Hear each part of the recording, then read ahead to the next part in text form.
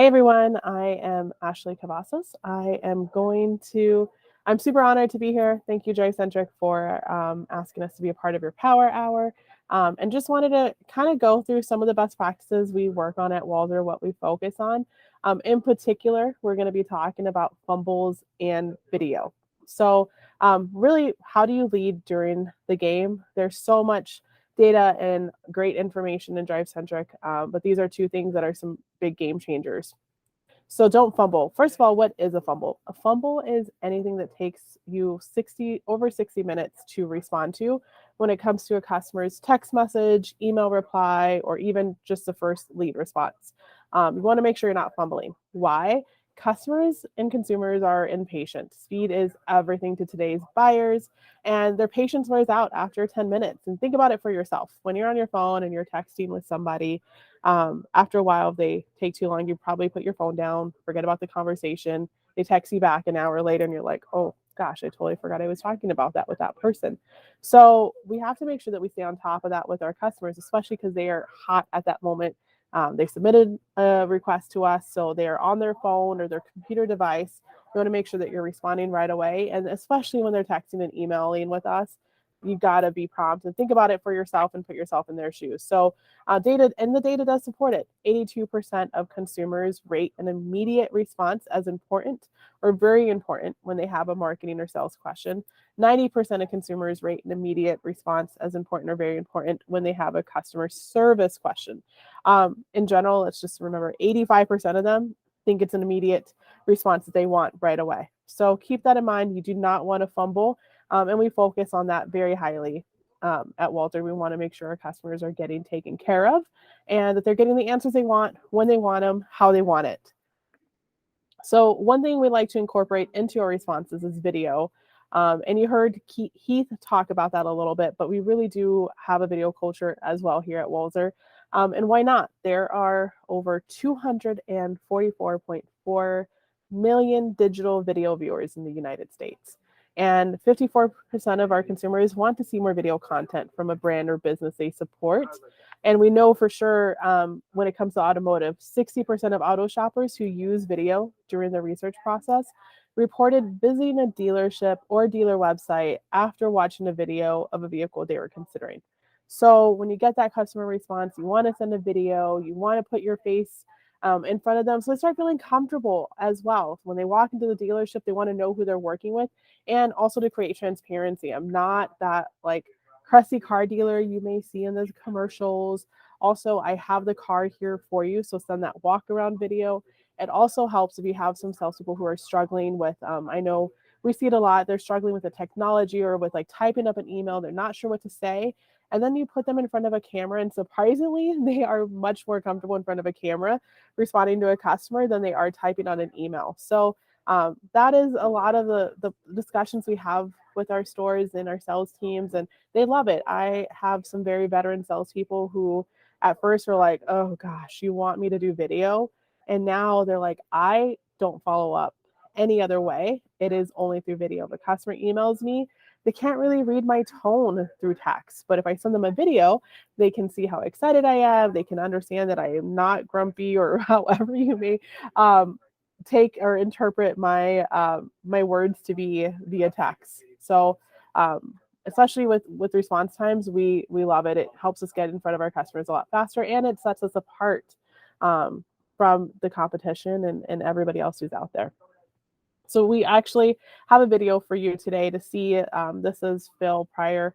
He is one of our customer specialists at our Toyota dealership. Now he's actually been promoted to a different position, and you'll see why when you see this video. But this is Phil's appointment confirmation video, and really sets it apart, and we encourage it. We want our sales team to bring their whole selves to work, and part of that is bringing who you are, have fun with your job.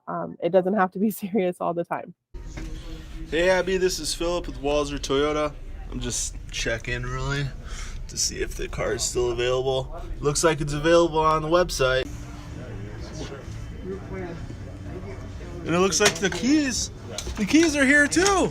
It's looking good. It's looking good. I hear it.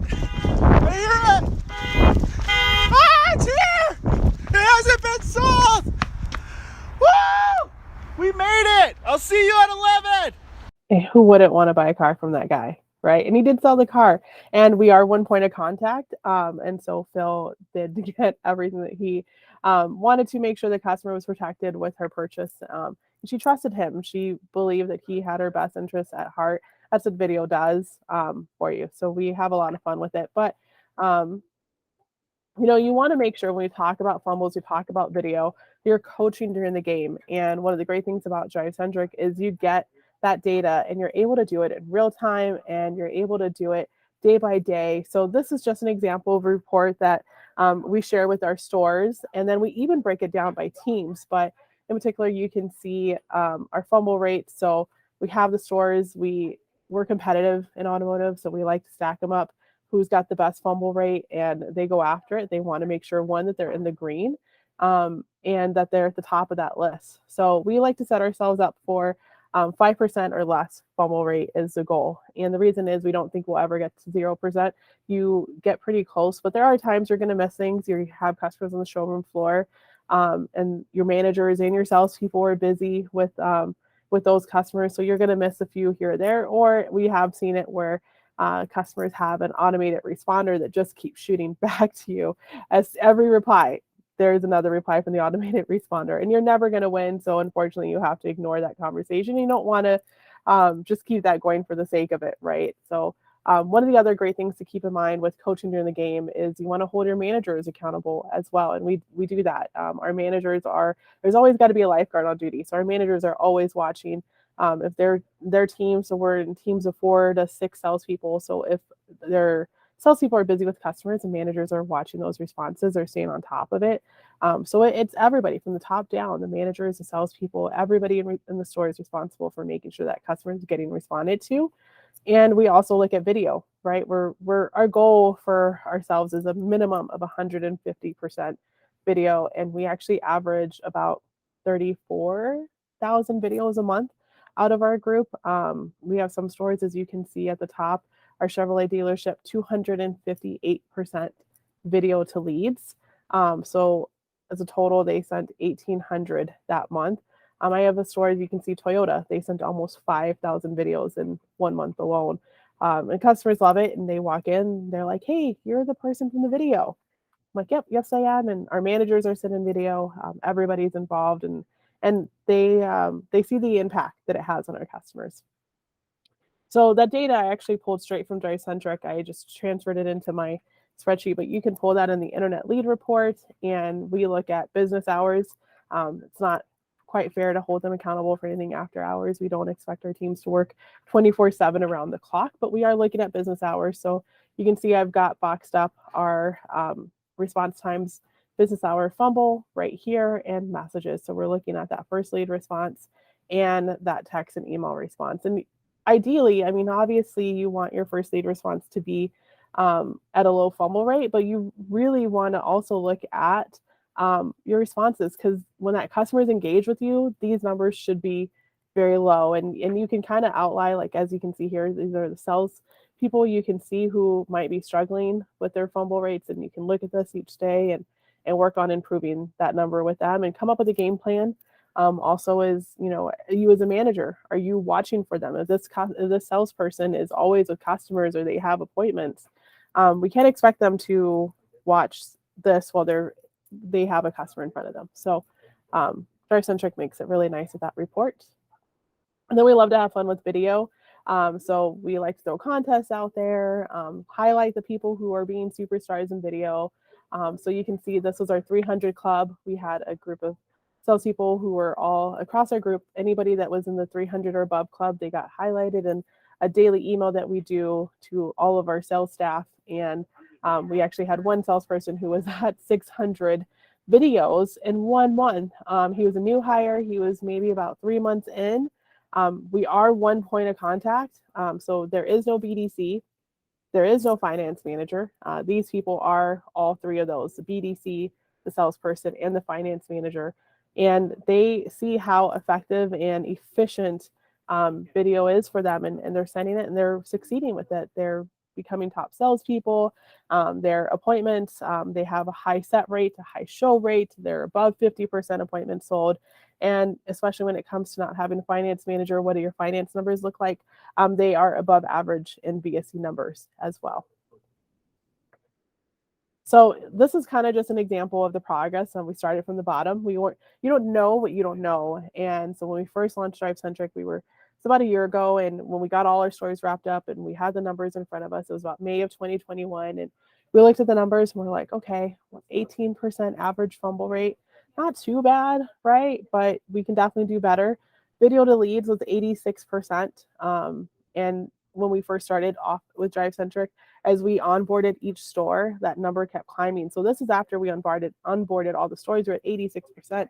When we initially onboarded DriveCentric a year ago, or January of 2021, we were actually at 39% video to leads.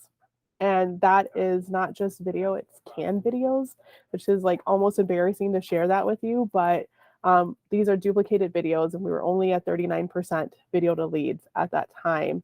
But as we onboarded each store on DriveCentric, we started measuring personalized videos. So not videos that were sent, same video sent to 20 people. We weren't counting any of those. These are personalized videos. By May, we were at 86%. We put these numbers in front of our team. We're coaching during the game. And each month we saw those numbers start to improve. Our fumbles dropped, our videos climbed. November was a big peak for us. We were at 160% video to leads, and we had 4% fumbles. This past February, we ended at 5.5% fumbles and 125% video to leads. So not quite where I want to be, but I know, we're all working through a lot of the same problems with inventory and all of that. And so, we're getting back on track with that, but definitely we're not losing. We're not going to get back to 18% fumbles. We're teetering in that 5% range, and video is going to stay at 125 or above. Definitely want to make sure every single customer is getting one video or more. So, like I said, DriveCentric really helps us coach during the game. We can talk about fumbles, we can talk about videos, but what about selling cars? Like, that's what we're here to do. Well, what are we seeing since we started looking at these numbers? We've seen overall higher engagement with the stores who are achieving that fumble rate and video goal. They have 80% of their leads engaged. They have some of the highest appointment set rates in our group. And overall, we're seeing an increase of appointments sold. We had a 9% increase in appointments sold from when we launched DriveCentric and started focusing on fumbles and video. And we're starting to dominate in market share because we are growing our customer database. We're taking advantage of each opportunity that comes to us, every request that comes in. DriveCentric makes it so easy for us to see those responses with their notifications and their simplified dashboard. So it's been really great for us. And sometimes we wonder, I know our CEO had been talking with Dave at DriveCentric for a few years, and it's like, why did it take us so long? And now we're like, gosh, we can't imagine any other way.